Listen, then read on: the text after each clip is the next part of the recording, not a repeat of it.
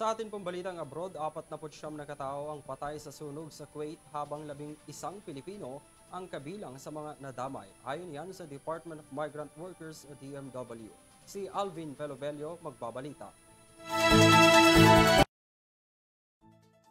49 na katao ang nasawi dahil sa sunog na sumiklab sa isang building sa Magaf City sa Kuwait. Ayon sa Interior Ministry ng Kuwaiti government, hindi pa tukoy ang bilang ng mga nasugatan dahil sa sunog. Inakusahan naman ng Kuwaiti Deputy Prime Minister ang may-ari ng establishmento na tinutuluyan ng mga foreign workers na may kinalaman sa insidente.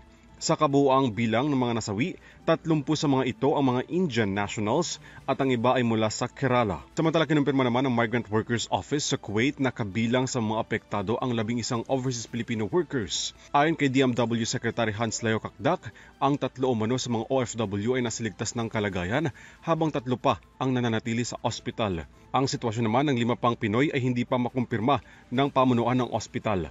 Inatasan na rin ni Kakdak ang tanggapan ng Migrant Workers at Overseas Workers Welfare Administration sa Kuwait para sa koordinasyon sa mga Pilipinong apektado ng sunog, gayon din ang paglalaan ng tulong sa mga biktima kung kinakailangan.